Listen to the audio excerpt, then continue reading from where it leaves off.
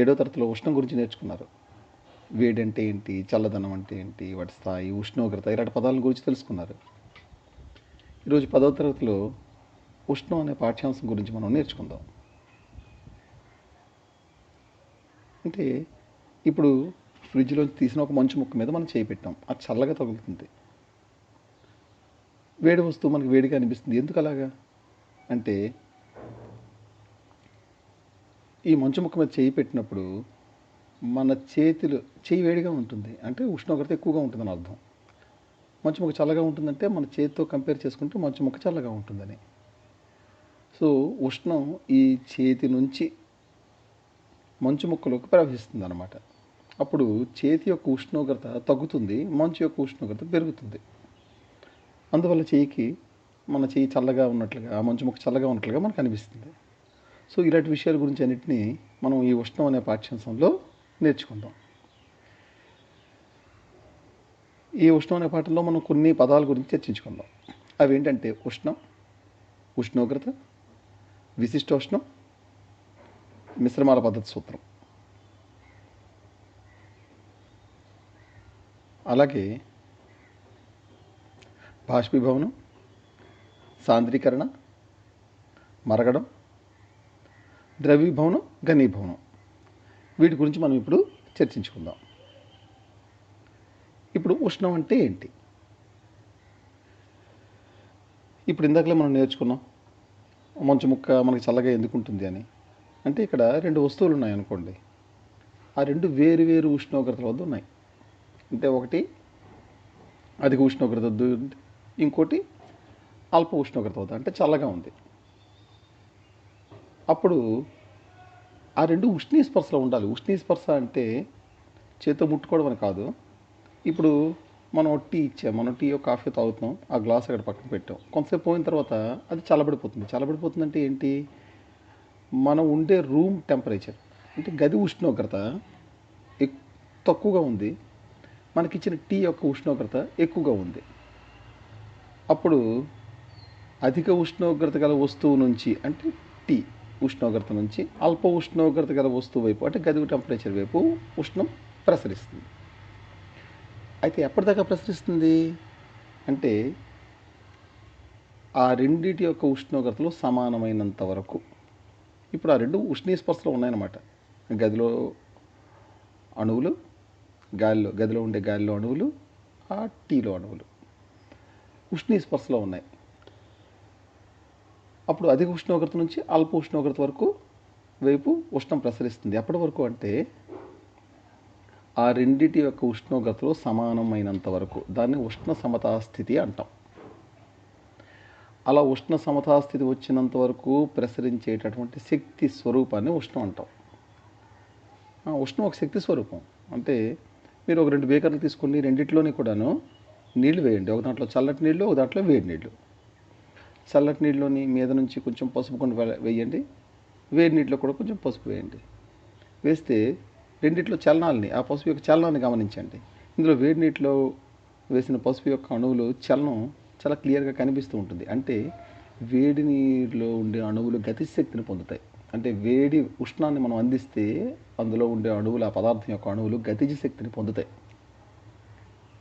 దీన్ని బట్టి మనం ఉష్ణాన్ని శక్తి స్వరూపంగా భావిస్తాం.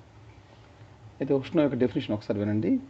వేరువేరు ఉష్ణోగ్రతల వద్ద ఉన్న 2 వస్తువులు ఉష్ణీయ స్పర్శలో ఉన్నప్పుడు అధిక ఉష్ణోగ్రత గల వస్తువు నుంచి అల్ప ఉష్ణోగ్రత గల వస్తువు వైపు ఉష్ణ సమతాస్థితి వచ్చేటంత వరకు ప్రవహించే శక్తి స్వరూపాన్ని మనం ఉష్ణం అంటాం. ఒకసారి డెఫినేషన్ చూసుకోండి. వేరువేరు ఉష్ణోగ్రతల వద్ద గల 2 వస్తువులు ఉష్ణీయ స్పర్శలో ఉన్నప్పుడు అధిక ఉష్ణోగ్రత గల వస్తువు నుంచి అల్ప ఉష్ణోగ్రత గల వస్తువు వైపు ఉష్ణ సమతాస్థితి వచ్చేటంత వరకు ప్రవహించే శక్తి స్వరూపాన్ని ఉష్ణం అని అంటాం. ఇప్పుడు ఉష్ణానికి ప్రమాణాల గురించి తెలుసుకుందాం. ప్రతిదానికి ప్రమాణాలు ఉంటాయి కదా. పొడవుకి మీటర్ అని, కాలానికి సెకండ్ అని, అలాగే ఉష్ణానికి కూడా ప్రమాణాలని తెలుసుకుందాం. ఎస్ఐ పద్ధతిలో జౌల్, సిజిఎస్ పద్ధతిలో కిలోరీ. ఈ రెండింటి మధ్యన బంధాన్ని కూడా తెలుసుకుందాం. 1 కెలోరీ అంటే 4.186 జౌళ్ళు. 1 కెలోరీ అంటే 4.186 జౌళ్ళు. ఈ కెలోరీకి డెఫినేషన్ కూడా తెలుసుకుందాం. 1 గ్రామ్ నీటి ఉష్ణోగ్రతని 1 డిగ్రీ సెంటీగ్రేడ్ పెంచడానికి అవసరమైన ఉష్ణాన్ని 1 కెలోరీ అంటారు. ఇప్పుడు ఇందాక మనం ఉష్ణోగ్రత అనే పదం చాలాసార్లు వచ్చింది. ఆ ఉష్ణోగ్రత అనే పదం గురించి తెలుసుకుందాం. ఉష్ణోగ్రత అంటే ఒక పదార్థం యొక్క చల్లదనం లేదా వెచ్చదనం స్థాయిని సాధారణంగా మనం ఉష్ణోగ్రత అంటాం. అయితే ఈ ఉష్ణోగ్రత ఉష్ణ సమతా స్థితికి కొలమానం. అంటే ఏంటి? ఎవరికైనా జ్వరం వచ్చింది అనుకుందాం, అప్పుడు మనకి థర్మోమీటర్ నోట్లో పెట్టి దాని రీడింగ్ చూస్తారు. ఆ రీడింగ్ దేన్ని తెలియజేస్తుంది? ఇప్పుడు థర్మోమీటర్ అనేది గది ఉష్ణోగ్రత దగ్గర ఉంది. జ్వరం వచ్చింది అనుకున్న వాళ్ళ నోరులోని ఉండే ఉష్ణోగ్రత ఎక్కువగా ఉంటుంది. గది ఉష్ణోగ్రత దగ్గర ఉండే థర్మోమీటర్ తక్కువ ఉష్ణోగ్రత దగ్గర ఉంటుంది. ఇప్పుడు నోట్లో పెట్టగానే అధిక ఉష్ణోగ్రత ఉండే వస్తువు నుంచి అల్ప ఉష్ణోగ్రత గల వస్తువు అంటే థర్మోమీటర్ వైపు ఉష్ణం ప్రసరిస్తుంది. ఈ ఉష్ణ ప్రసార మార్గాన్ని మనం ఉష్ణోగ్రత డిసైడ్ చేస్తుంది. ఉష్ణ ప్రసార మార్గాన్ని ఉష్ణోగ్రత డిసైడ్ చేస్తుంది. అయితే ఈ ఉష్ణం ఎప్పటిదాకా ప్రసరిస్తుంది? థర్మోమీటర్ రీడింగ్ పెరుగుతూ ఉంటుంది. ఎప్పటిదాకా ప్రసరిస్తుంది అంటే ఈ రెండు కూడా సమతా స్థితిలోకి వచ్చినంత వరకు ప్రసరిస్తుంది. రెండు సమతా స్థితిలోకి వచ్చిగానే థర్మోమీటర్లో రీడింగ్ పెరగడం ఆగిపోతుంది. ఆ రీడింగ్నే మనం ఉష్ణోగ్రత అంటాం. అంటే ఇది ఉష్ణ సమతా స్థితికి కొలమానం. దీనికి ప్రమాణాలు డిగ్రీల సెల్సియస్, అలాగే కెల్విన్. ఈ కెల్విన్ పరమశూన్య ఉష్ణోగ్రత అని అంటాం. అలాగే ఫారెన్ హీట్ కూడా ఉంది. దాని గురించి తర్వాత నేర్చుకుందాం. ఈ కెల్విన్ మానంలో ఉష్ణోగ్రత సెల్సియస్ మానంలో ఉష్ణోగ్రతకి 273 కలిపితే వస్తుంది. అంటే 0 డిగ్రీల సెంటీగ్రేడ్ అంటే 273 కెల్విన్ అన్నమాట. 0 డిగ్రీల సెల్సియస్ అంటే 273 కెల్విన్. ఇప్పుడు మనం విశిష్టోష్ణం గురించి నేర్చుకుందాం. ఈ విశిష్టోష్ణం అంటే ఏంటి? ఉదాహరణకి ఒక బీకర్లో నీళ్ళు తీసుకోండి, ఒక బీకర్లో నూనె తీసుకోండి. రెండింటిని వేడి చేద్దాం. ఒకే ఉష్ణాన్ని అందిద్దాం, వేడి చేద్దాం. అయితే నీరు ఇందులో ఒక పదార్థం వేగంగా వేడెక్కుతుంది, ఒక పదార్థం నెమ్మదిగా వేడెక్కుతుంది. అంటే ఒక పదార్థం వేడెక్కాలంటే ఎక్కువ ఉష్ణాన్ని మనం అందించాల్సి ఉంటుంది. ఇంకో పదార్థాన్ని తక్కువ ఉష్ణాన్ని అందించినా కూడా అది త్వరగానే వేడెక్కుతుంది. అంటే దీన్నే మనం విశిష్టోష్ణం అంటాం. ఈ ఉష్ణోగ్రత పెరుగుదల రేటు పదార్థ స్వభావం మీద ఆధారపడి ఉంటుంది. దానికి ఉష్ణోగ్రత స్థిరంగా ఉందనుకుందాం. అంటే ఒకే విధమైన ఉష్ణోగ్రత మార్పు. ఉష్ణోగ్రత స్థిరంగా ఉన్నప్పుడు ఒక పదార్థం గ్రహించిన ఉష్ణరాశి దాని ద్రవ్యరాశి అనులోమానుపాతంలో ఉంటుంది. అంటే ఏంటి? దానికి మనం వేడి చేసాం. ఒకే 2 బీకర్లోని ఒక దాంట్లో 250 ml వాటర్ని తీసుకున్నాం, ఇంకో బీకర్లో 1 లీటర్ వాటర్ని తీసుకున్నాం. ఏది త్వరగా వేడెక్కుతుంది? తక్కువ ద్రవ్యరాశి గల పదార్థం వేగంగా వేడెక్కుతుంది. అంటే తక్కువ ద్రవ్యరాశి గల పదార్థానికి మనం తక్కువ ఉష్ణాన్ని అందించాల్సి ఉంటుంది.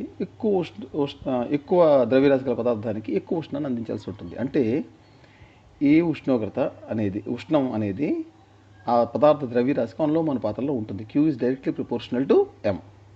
అలాగే ద్రవ్యరాశి స్థిరం చేద్దాం. అంటే 2 బేకర్లో ఇప్పుడు 250 ml నీళ్ళు తీసుకుందాం. లేకపోతే నీళ్ళు కాదు, ఒక 250 ml నీళ్ళు తీసుకుందాం, ఇంకో 250 ml వేరేది నూనె లాంటిది తీసుకుందాం. ఇప్పుడు రెండు కూడా ఒకేలాగా వేడెక్కవు. ఒక దాంట్లో ఉష్ణోగ్రత పెరుగుదల రేటు ఎక్కువగా ఉంటుంది, ఇంకో దాంట్లో తక్కువగా ఉంటుంది. అంటే ఇది ఉష్ణోగ్రతలో మార్పుకు కూడా, అంటే పదార్థం గ్రహించినటువంటి ఉష్ణం ఆ ఉష్ణోగ్రతలో మార్పుకి కూడా అనులోమానుపాతంలో ఉంటుంది. Q is directly proportional to delta T. Q is directly proportional to delta T. ఈ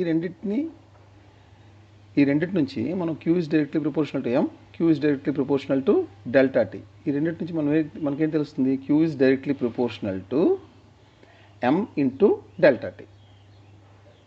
ఇక్కడ Q is directly proportional to M into delta Tలో దీన్ని అనులోమానుపాతం అంటాం. ఈ అనులోమానుపాతాన్ని డైరెక్ట్లీ ప్రపోర్షనల్ టు ఈ అనులోమానుపాతాన్ని తొలగించాలంటే అనుపాత స్థిరాంకాన్ని పెట్టాల్సి ఉంటుంది. అంటే సమానం చేయాలంటే Q is equal to MS into delta tea. ఇక్కడ S అనేది అనుపాత స్థిరాంకం. ఇది పదార్థానికి సంబంధించినటువంటిది. దాన్నే మనం పదార్థం యొక్క విశిష్టోష్ణం అంటాం. ఇప్పుడు ఎస్ కావాలనుకోండి, s is equal to q by m into delta t. S is equal to q by m into delta t. ఈ ఎస్ని మనం విశిష్టోష్ణం అంటాం. అంటే ఏకాంక ద్రవ్యరాశి గల పదార్థ ఉష్ణోగ్రతని, ఏకాంక ద్రవ్యరాశి అంటే ఎం, దాని యొక్క పదార్థ ఉష్ణోగ్రతని 1 డిగ్రీ పెంచాలి. దాని డిఫరెన్స్, అదే ఉష్ణోగ్రతలో మార్పు. 1 డిగ్రీ పెంచడానికి కావలసిన ఉష్ణాన్ని ఆ పదార్థ విశిష్టోష్ణం అని అంటాం. ఇప్పుడు వివిధ పదార్థాల యొక్క విశిష్టోష్ణాలు మన టెక్స్ట్ బుక్లో ఇచ్చాడు. ఆ టెక్స్ట్ బుక్లో ఇచ్చిందే ఇక్కడ పెట్టడం జరిగింది. ఇందులో lead, mercury, brass, zinc, copper, iron, glass, aluminium, kerosene, ice, water, sea water, వీటి యొక్క స్పెసిఫిక్ హీట్స్ అంటే విశిష్టోష్ణాలు ఇవ్వడం జరిగింది. విశిష్టోష్ణాల యొక్క ప్రమాణం కూడా మనకి సిజిఎస్ పద్ధతిలో, ఎస్ఐ పద్ధతిలో చూద్దాం. Calories per gram degree centigrade, అలాగే అటుపక్క జౌల్ బై కేజీ కెల్విన్. ఇక్కడ చూడండి, ఇందులో పరిశీలిస్తే నీటి యొక్క విశిష్టోష్ణం 1 అంటే చాలా ఎక్కువగా ఉంది. అందుకే నీళ్లు వేడెక్కడానికి కొంచెం టైం తీసుకుంటాయి. సముద్రంలో ఉండేది నీళ్లు, సీ వాటర్ కూడా, అది కూడా చాలా ఎక్కువ, 0.95 ఉంది కాబట్టి అందుకే సముద్రాన్ని ఉష్ణ భండాగారాలు అంటాం. అది మన ప్రపంచ శీతోష్ణ స్థితుల్ని రెగ్యులేట్ చేయడానికి ఉపయోగపడుతుంది. దాన్ని అలా ఉంచండి. అలాగే మనకి ఇప్పుడు ఏదైనా పదార్థం త్వరగా వేడెక్కాలనుకోండి, ఇప్పుడు ఇనుము పాత్రలో బాగా వేడెక్కుతుందా కాపర్లోనా అంటే, కాపర్ యొక్క విశిష్టోష్ణం తక్కువ కాబట్టి త్వరగా వేడెక్కుతుంది. ఇంకా వంట పాత్రలకు అడుగున మనం కాపర్ని పెట్టడం జరుగుతుంది. అలాగే అనేక ఉదాహరణలు మనకి టెక్స్ట్ బుక్లో కూడా ఇవ్వడం జరిగింది. అంటే ఒక పుచ్చకాయని ఫ్రిడ్జ్లో పెట్టి బయటికి తీసిన తర్వాత అది ఎక్కువసేపు చల్లదనాన్ని నిలిపి ఉంచుకుంటుంది. ఎందుకు అంటే అందులో వాటర్ క్వాంటిటీ ఎక్కువ ఉంటుంది, వాటర్ యొక్క విశిష్టోష్ణం ఎక్కువ 1. అలాగే సమోసా బయట తీసిన తర్వాత మీద పదార్థం వేగంగా చల్లబడిపోతుంది, లోపల ఉండేటటువంటి పదార్థం ఎక్కువసేపు వేడిని నిలిపి ఉంచుకుంటుంది. కారణం ఏంటంటే అందులో కూడా వాటర్ క్వాంటిటీ ఉంటుంది, దాని యొక్క విశిష్టోష్ణం ఎక్కువ 1. సో ఈ విధంగా మనం అనేక ప్రశ్నల్ని ఆన్సర్ చేయొచ్చు విశిష్టోష్ణాలు ఈ పట్టిక మనం తెలుసుకున్నట్లయితే. ఇప్పుడు మనం మిశ్రమాల పద్ధతి సూత్రం గురించి నేర్చుకుందాం. మనం ఉష్ణం గురించి నేర్చుకున్నప్పుడు, డెఫినేషన్ గురించి నేర్చుకున్నప్పుడు, 2 వేర్వేరు ఉష్ణోగ్రతల వద్ద ఉండే పదార్థాలు ఉష్ణస్పర్శలో ఉంటే అధిక ఉష్ణోగ్రత నుంచి అల్ప ఉష్ణోగ్రత వైపు ఉష్ణ సమతా స్థితి వచ్చేటంత వరకు ప్రవహించేదాన్ని ఉష్ణం అని అంటాం. ఇప్పుడు అలా ఉష్ణం ప్రసరిస్తున్నప్పుడు ఈ వేడి వస్తువు ఉష్ణాన్ని కోల్పోతుంది, అలాగే చల్లని వస్తువు ఉష్ణాన్ని గ్రహిస్తుంది. ఈ 2 అంటే వేడి వస్తువు కోల్పోయిన ఉష్ణం, చలన వస్తువు గ్రహించిన ఉష్ణం 2 కూడా సమానంగా ఉంటాయన్నమాట. అంటే వివిధ ఉష్ణోగ్రతల వద్ద 2 లేదా అంతకన్నా ఎక్కువ వస్తువులు ఉష్ణస్పర్శలో ఉంటే ఉష్ణ సమతాస్థితి సాధించే వరకు వేడి వస్తువు కోల్పోయిన ఉష్ణం, చలన వస్తువు గ్రహించిన ఉష్ణానికి సమానం. దీన్నే మిశ్రమాల పద్ధతి సూత్రం అని అంటాం. ఇప్పుడు దాన్ని వేర్వేరు ద్రవ్యరాశులు అంటే M1, M2 ఇలా 2 పదార్థాలను తీసుకున్నాం. M1 అనే ద్రవ్యరాశి గల ఒక పదార్థాన్ని, M2 అనే ద్రవ్యరాశి గల ఒక పదార్థాన్ని తీసుకున్నాం. M1 అనే పదార్థాన్ని T1 డిగ్రీల సెంటీగ్రేడ్ వరకు వేడి చేసాం. M2 అనే పదార్థాన్ని T2 డిగ్రీల సెంటీగ్రేడ్ వరకు వేడి చేసాం. ఇందులో ఫర్ టైం బీయింగ్ ఒకదాని ఉష్ణోగ్రత ఎక్కువ ఉండాలి, ఒకదాని ఉష్ణోగ్రత తక్కువ ఉండాలి. కాబట్టి T1 ఉష్ణోగ్రత ఎక్కువ, T2 ఉష్ణోగ్రత తక్కువ. అంటే T1 is greater than T2 అని అనుకుందాం. ఇలాగ M1 అనే పదార్థాన్ని T1 డిగ్రీ సెంటీగ్రేడ్ దగ్గరికి వేడి చేసి, M2 అనే పదార్థాన్ని T2 డిగ్రీ సెంటీగ్రేడ్ దగ్గర వేడి చేసి, ఆ రెండింటిని మనం కలిపామనుకుంటే ఒక మిశ్రమం తయారవుతుంది. దాని ఫలిత ఉష్ణోగ్రత ఎంత అంటే అది M1 T1 plus M2 T2 by M1 plus M2. M1 T1 plus M2 T2 by M1 plus M2. అయితే ఇప్పుడు 2 పదార్థాల యొక్క ద్రవ్యరాశులు సమానం అనుకుందాం. ఒక బేకర్లో 250 ml నీళ్ళు తీసుకున్నాం, ఇంకో బేకర్లో కూడా 250 ml నీళ్ళు తీసుకున్నాం. ఒకదాన్ని T1 డిగ్రీ సెంటీగ్రేడ్కి, ఇంకో దాన్ని T2 డిగ్రీ సెంటీగ్రేడ్కి వేడి చేసాం. ఇప్పుడు ఆ రెండింటిని కలిపాం. ఫలితం ఎంత ఏర్పడుతుంది అంటే ఇక్కడ ద్రవ్యరాశులు సమానం. అంటే M1 M2 కాకుండా రెండింటి ద్రవ్యరాశులు M కాబట్టి ఇక్కడ MT1 plus MT2 by M plus M అంటే 2M. ఇక్కడ M కామన్ తీస్తే M into T1 plus T2 by 2M అవుతుంది. MM 2 క్యాన్సిల్ అయిపోతే T1 ప్లస్ T2 బై 2 అంటే T1 T2 ఉష్ణోగ్రతల సరాసరి ఫలిత ఉష్ణోగ్రత తెలుపుతుంది అన్నమాట. ఇప్పుడు మనం బాష్పీభవనం గురించి నేర్చుకుందాం. మనం తడి బట్టలను ఆరవేస్తాం, ఎండలో కానీ గాలిలో కానీ ఆరవేస్తాం, ఎండిపోతాయి. అందులో ఉన్న నీరంతా ఏమవుతుంది? మనం ఇల్లు ఒత్తిన తర్వాత కొంతసేపు తర్వాత ఆరిపోతుంది. వేగంగా ఆరాలంటే ఫ్యాన్ కూడా వేస్తాం. సో నీరు ఏంటవుతుంది? ఒక స్పిరిట్ చిన్న కప్లో వేసాం, కొంచెం స్పిరిట్ 10 నిమిషాలు పోయిన తర్వాత చూస్తే స్పిరిట్ ఆవిరైపోతుంది. ఏంటయింది ఆ స్పిరిట్ అంతా అంటే, సాధారణంగా మనకి ఆ పదార్థంలో ఉండే అణువులన్నీ కూడా కదులుతూ ఉంటాయి, గతిశక్తిని పొందుతాయి. ఇప్పుడు గాలి వల్ల కానీ వేడి వల్ల కానీ ఇంకొంచెం గతిశక్తిని పొందుతాయి. అది ఎక్కడ అణువులు ఎక్కువ పొందుతాయి అంటే ఉపరితలం మీద ఉండే అణువులు. లోపల ఉండే అణువుల యొక్క గతిశక్తిని ఉపరితలం మీద ఉండే అణువులు పొంది ఆ అణువులు ఉపరితలాన్ని వీడి బయటికి వెళ్ళిపోతాయి అన్నమాట. ఈ ద్రవ అణువులు ఏ ఉష్ణోగ్రత వద్దనైనా ఈ ద్రవ అణువులు ఆ ద్రవ ఉపరితలాన్ని వీడిపోయే ప్రక్రియనే మనం బాష్పీభవనం అంటాం. ఇది పూర్తిగా ఉపరితలానికి సంబంధించిన విషయం. అంటే ద్రవ ఉపరితలం మీద ఉండే ఆ ద్రవ అణువులు వాయుస్థితిలోకి మారుతాయి. ఈ బాష్పీభవనం జరుగుతున్నప్పుడు ద్రవాన్ని వీడిపోయే అణువుల గతిశక్తి పెరుగుతుంది. ఆ శక్తి ద్రవం లోపల అణువుల నుంచి గ్రహిస్తాయి అన్నమాట. అందువల్ల ద్రవం లోపల అణువుల శక్తి తగ్గిపోతుంది. కానీ ఎప్పుడైతే అణువులు మీద ఉపరితలం మీద అణువులు వెళ్ళిపోయాయో అప్పుడు మళ్ళీ లోపల ఉండే లేయర్ మళ్ళీ మీద ఉపరితలం అవుతుంది. అందులో అణువులు కూడా అలాగే గతిశక్తిని పొంది వెళ్ళిపోతూ ఉంటాయి. అందుకే ఈ పెడిటరీ డిష్లో వేసినటువంటి స్పిరిట్ అంతా కూడా ఆవిరైపోయింది అని అంటాం.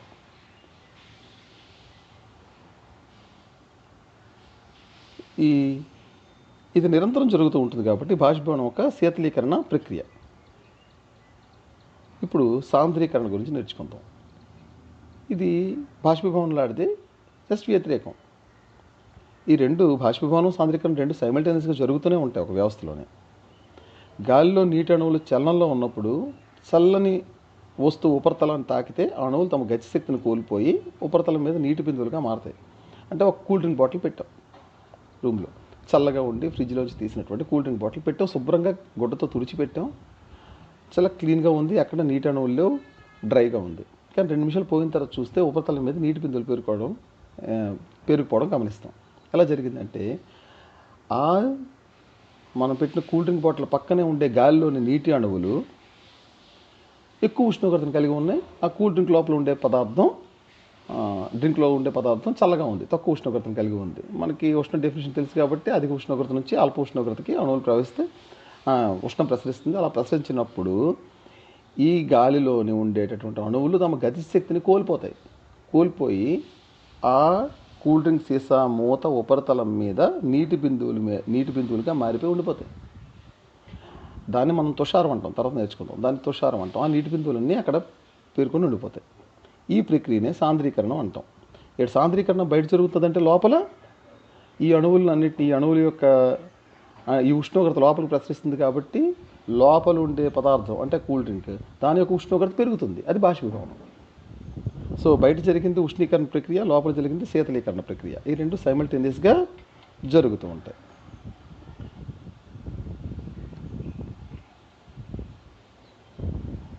ఇప్పుడు ఆర్ద్రత అంటే ఏంటి నేర్చుకుందాం. ఆర్ద్రత, గాలిలో ఉండే నీటి ఆవిరి పరిమాణాన్ని ఆర్ద్రత అంటారు. ఆర్ద్రత అంటే హ్యూమిడిటీ. గాలిలో ఉండే నీటి ఆవిరి పరిమాణాన్ని ఆర్ద్రత అంటారు. అలాగే తుషారం, ఇప్పుడే కూల్ డ్రింక్స్ చేసాం, ఉపరితలం మీద కనిపించిన నీటి బిందువులు, ఉపరితలంపై సాంద్రీకరణ చెందిన నీటి బిందువుల్ని తుషారం అని అంటారు. పొగమంచు, నీటి ఆవిరిలో ఉండే నీటి బిందువులు గాలిలోని ధూళి కణాలపై సాంద్రీకరణ చెందితే అవి చిన్న చిన్న నీటి బిందువులుగా ఏర్పడతాయి. అలా అవి గాలిలో తేలియాడుతూ ఉంటాయి. ఇలా పొగలాగా గాలిలో తేలియాడే నీటి బిందువుల్ని మనం పొగమంచు అని అంటాం. ఇప్పుడు మరగడం, మనం బాష్పీభవనం నేర్చుకున్నాం. ఏ ఉష్ణోగ్రత వద్దనైనా ద్రవస్థితిలో పదార్థం వాయుస్థితిలోకి మారడాన్ని మరగడం బాష్పీభవనం అంటారు. ఇక్కడ స్థిర ఉష్ణోగ్రత వద్ద మాత్రమే, ఏ పీడనం వద్దనైనా స్థిర ఉష్ణోగ్రత వద్ద ద్రవస్థితిలో పదార్థం వాయుస్థితిలోకి మారడాన్ని మరగడం అంటారు. అంటే నీటి యొక్క మరుగు ఉష్ణోగ్రత 100 డిగ్రీల సెంటీగ్రేడ్. 100 డిగ్రీల సెంటీగ్రేడ్ వరకు ఉష్ణోగ్రత పెరుగుతూ ఉంటుంది. మనం ఒక నీటిలోని ల్యాబొరేటరీ థర్మోమీటర్ పెట్టి చూస్తే నీటిని వేడి చేస్తున్న కొద్దీ, ఉష్ణాన్ని అందిస్తున్న కొద్దీ దాని ఉష్ణోగ్రత పెరుగుతుంది. ఆ థర్మోమీటర్ రీడింగ్ చూపిస్తూ ఉంటుంది, అలా పెరుగుతూనే ఉంటుంది. 100 డిగ్రీల సెంటీగ్రేడ్ చేరిన తర్వాత నీళ్లు మరగడం ప్రారంభిస్తే కానీ దాని ఉష్ణోగ్రతలో థర్మోమీటర్లో రీడింగ్ మారదు, 100 డిగ్రీల సెంటీగ్రేడ్ దగ్గర ఆగిపోతుంది. అంటే మరగడం ప్రారంభం అవగానే ఎంత ఉష్ణాన్ని అందించినా ఉష్ణోగ్రతలో పెరుగుదల మరి ఉండదు. ఆ ఉష్ణోగ్రత మరుగు స్థానం వద్దే ఉంటుంది. బాష్పీభవనం ఏ ఉష్ణోగ్రత వద్దనైనా జరగచ్చు. అంటే ఈ రెండింటికి తేడాలు చూద్దాం. బాష్పీభవనం మరగడానికి బాష్పీభవనం ఏ ఉష్ణోగ్రత వద్దనైనా జరుగుతుంది, కానీ మరగడం అనేది మరుగుస్థానం అంటే 100 డిగ్రీ సెంటీగ్రేడ్ నీటికి అయితే అక్కడే జరుగుతుంది. స్థిర ఉష్ణోగ్రత వద్ద అంటే మనం ఎంత ఉష్ణాన్ని అందించినా ఆ ద్రవ ఉష్ణోగ్రత మరుగుస్థానం వద్దే ఉంటుంది, అంతకన్నా మరి పెరగదు. ఇప్పుడు బాష్పీభవనం గుప్తోష్ణం, ఇప్పుడు దాని గురించి చెప్పుకున్నాం. ఒక పదార్థం ద్రవస్థితి నుంచి వాయుస్థితికి మారడానికి ఉపయోగపడే ఉష్ణం అన్నమాట. ద్రవం మొత్తం మరగడం పూర్తయ్యేటంత వరకు ఉష్ణోగ్రతలో మార్పు ఉండదు. ఆ ఉష్ణోగ్రత మరుగు స్థానం వద్దే ఉంటుంది. కానీ ఆ టైంలో ఏం జరుగుతుంది అంటే ఆ ద్రవ రూపంలో ఉండేటటువంటి ఆ పదార్థం వాయు రూపంలోకి పూర్తిగా మారుతుంది, ఉష్ణోగ్రతలో మార్పు లేకుండా. దీన్నే మనం బాష్పీభవన గుప్తోష్ణం అని అంటాం. అంటే ద్రవ్యరాశి గల ద్రవం వాయువుగా మారడానికి Q అనే క్యాలరీల శక్తి వినియోగపడింది.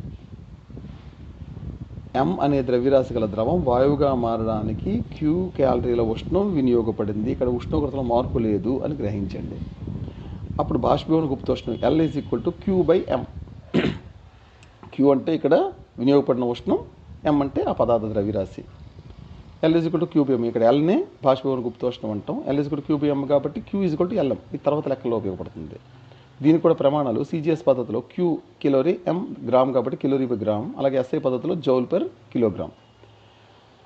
ఇది నీటికైతే సాధారణ వాతావరణ పీడనం వద్ద నీటి బాష్పీభవన గుప్తోష్ణం విలువ 540 క్యాలరీలు/గ్రామ్. 540 క్యాలరీలు/గ్రామ్. ఇప్పుడు మనం అలాగే ద్రవీభవన గుప్తోష్ణం గురించి తెలుసుకుందాం. అంటే ఇప్పుడు మంచు ఉంది.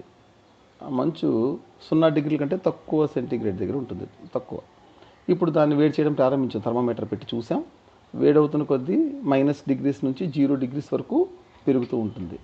కానీ 0 డిగ్రీస్ దగ్గర ఆ మంచు నీరుగా మారినంత వరకు, అంటే 0 డిగ్రీస్ వద్దే ఉంటుంది, మంచు నీరుగా మారిపోతుంది. అంతవరకు ఉష్ణోగ్రతలో మార్పు ఉండదు. అంటే ఈ ఉష్ణోగ్రతలో మార్పు లేకుండా, అంటే స్థిర ఉష్ణోగ్రత వద్ద ఇక్కడ ఫేస్ చేంజ్ జరిగింది. అంటే ఘన పదార్థం ద్రవ పదార్థం కింద మారింది, మంచు నీరుగా మారింది. స్థిర ఉష్ణోగ్రత వద్ద 1 గ్రామ్ ఘన పదార్థం పూర్తిగా ద్రవంగా మారడానికి కావాల్సిన ఉష్ణాన్నే మనం ద్రవీభవన గుప్తోష్ణం అని అంటాం. ఇంతకలాగే M ద్రవ్యరాశి గల ఘన పదార్థం ద్రవంగా మారడానికి Q క్యాలరీల ఉష్ణం వినియోగపడిందంటే అప్పుడు ద్రవీభవన గుప్తోష్ణం L = Q/M. కాబట్టి Q = Lm. దీని ప్రమాణాలు కూడా సేమ్. బాష్పీభవన గుప్తోష్ణంలాగే కిలోరీ/గ్రాము, SI పద్ధతిలో జౌల్/కిలోగ్రాము. సాధారణ వాతావరణ పీడనం దగ్గర నీటి యొక్క ద్రవీభవన గుప్తోష్ణం 80 క్యాలరీలు/గ్రామ్. ఇందులో బాష్పీభవన గుప్తోష్ణం ఎంత అనుకున్నాం? 540 క్యాలరీలు/గ్రామ్. ఇప్పుడు ద్రవీభవన గుప్తోష్ణం 80 క్యాలరీలు/గ్రామ్ నీటిది. ఇప్పుడు ఫేస్ చేంజ్ గురించి తెలుసుకుందాం. ఇప్పుడు ఉష్ణోగ్రత పెరుగుదలతో పాటు నీటి యొక్క స్థితి ఎలా మారుతుంది చూద్దాం. ఒక 0 డిగ్రీల సెంటీగ్రేడ్ దగ్గర ఉండే మంచు 0 డిగ్రీల సెంటీగ్రేడ్ దగ్గర నీరుగా మారింది. దీన్ని ద్రవీభవనం అంటాం. ఇలా మారడానికి వినియోగపడే ఉష్ణాన్ని మనం ద్రవీభవన గుప్తోష్ణం అంటాం. 0 డిగ్రీల సెంటీగ్రేడ్ దగ్గర మంచు 0 డిగ్రీల సెంటీగ్రేడ్ దగ్గర నీటిగా మారడాన్ని మనం మెల్టింగ్, ద్రవీభవనం అంటాం. దీనికి వినియోగపడే ఉష్ణం ఎంత? ద్రవీభవన గుప్తోష్ణం 80 క్యాలరీలు/గ్రామ్. ఓకే, ఇప్పుడు ఇంకా వేడి చేస్తున్నాం, ఉష్ణాన్ని అందిస్తున్నాం, ఉష్ణోగ్రత పెరుగుతున్నది. 0 డిగ్రీల దగ్గర ఉండే నీరు ఉష్ణోగ్రత పెరుగుతూ ఎక్కడి వరకు చేరుకుంటుంది? 100 డిగ్రీ సెంటీగ్రేడ్ దగ్గర నీరుగా మారుతుంది. దీన్ని మనం బాష్పీభవనం అని అంటాం. ఎవాపరేషన్, బాష్పీభవనం అంటాం. ఇప్పుడు 100 డిగ్రీల సెంటీగ్రేడ్ వరకు చేరుకుంది. ఈ 100 డిగ్రీల సెంటీగ్రేడ్ నీటికి మరుగుస్థానం. ఇక్కడ మరగడం ప్రారంభమవుతున్నది. ఇక్కడ నుంచి మరి ఉష్ణోగ్రతలో మార్పు ఉండదు. ఇప్పుడు ఈ 0 డిగ్రీల సెంటీగ్రేడ్ దగ్గర ఉండే నీరు 100 డిగ్రీ సెంటీగ్రేడ్ దగ్గర ఉండే నీరు 100 డిగ్రీ సెంటీగ్రేడ్ దగ్గర వాయువుగా మారడానికి ఉపయోగపడే ఉష్ణాన్ని మనం ఏంటంటాం? బాష్పీభవన గుప్తోష్ణం. 100 డిగ్రీ సెంటీగ్రేడ్ దగ్గర వేపర్గా మారడాన్ని ఏంటంటాం మనం? వేపరైజేషన్, బాష్పీభవనం అంటాం. దీనికి వినియోగపడే ఉష్ణాన్ని బాష్పీభవన గుప్తోష్ణం అంటాం. దీని విలువ 540 క్యాలరీలు/గ్రామ్. సో ఇక్కడ 100 డిగ్రీ సెంటీగ్రేడ్ దగ్గర వాయువుగా మారిపోయి అక్కడ నుంచి స్టీమింగ్, ఆవిరవుతూ ఉంటుంది. ఓకే, దీంతో మనం ఎన్ని లెక్కలైనా చేసుకోవచ్చు. అంటే 0 డిగ్రీ సెంటీగ్రేడ్ దగ్గర 1 గ్రామ్ నీరు, 0 డిగ్రీ సెంటీగ్రేడ్ దగ్గర ఉండే 1 గ్రామ్ మంచు, 0 డిగ్రీ సెంటీగ్రేడ్ దగ్గర ఉండే 1 గ్రామ్ మంచు 0 డిగ్రీ సెంటీగ్రేడ్ దగ్గర నీరుగా మారింది. దానికోసం ఎంత ఉష్ణం అయింది అంటే Q ఈజ్వల్ టు LM. ఎందుకంటే మనం ఫార్ములా చూసి Q ఈజ్వల్ టు LM. ఇక్కడ M అంటే 1 గ్రాము, L 80 క్యాలరీలు పెర్ గ్రాము. సో LM అంటే 80 ఇంటూ 1 అంటే 80 క్యాలరీలు శక్తి వినియోగపడింది. ఇప్పుడు 0 డిగ్రీల సెంటీగ్రేడ్ దగ్గర ఉండే నీరు 100 డిగ్రీల సెంటీగ్రేడ్ దగ్గర నీరుగా మారడానికి బాష్పీభవనం ఇక్కడ జరుగుతున్నది. ఇక్కడ ఎంత ఉష్ణం వినియోగపడిందంటే Q equal to MS delta T. ఇక్కడ M 1 గ్రాము, S అంటే విశిష్టోష్ణం, నీటి యొక్క విశిష్టోష్ణం 1 క్యాలరీలు per gram degree centigrade. Okay, 1. ఇక్కడ డెల్టా T అంటే ఉష్ణోగ్రతలో మార్పు. అంటే 0 డిగ్రీల దగ్గర ఉండే నీరు 100 డిగ్రీల సెంటీగ్రేడ్ దగ్గర నీరుగా మారింది అంటే T1 0 డిగ్రీ సెంటీగ్రేడ్, T2 100 డిగ్రీల సెంటీగ్రేడ్, T2 మైనస్ T1 అంటే 100 మైనస్ 0 అంటే 100. అంటే 100 ఇంటూ 1 ఇంటూ 1 అంటే 100 క్యాలరీలు ఇక్కడ శక్తి వినియోగపడింది. అక్కడ 80, ఇక్కడ 100, మొత్తం 180. అక్కడ తర్వాత చూద్దాం. 100 డిగ్రీల సెంటీగ్రేడ్ దగ్గర ఉండే నీరు 100 డిగ్రీల సెంటీగ్రేడ్ దగ్గర ఆవిరిగా మారింది. దీన్ని మనం బాష్పీభవనం అంటాం. దీనికోసం ఇది కూడా Q equal to LM. M 1 gram, L ఎంత అంటే నీటి బాష్పీభవన గుప్తోష్ణం 540 క్యాలరీలు పెర్ గ్రాము కాబట్టి 540 ఇంటూ 1 అంటే 540.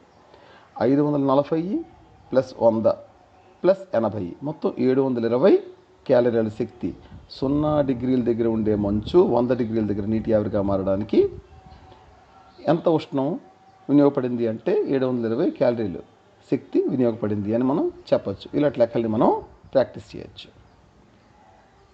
Thank you very much. ఇంకా మరిన్ని లెసన్స్ చూడడానికి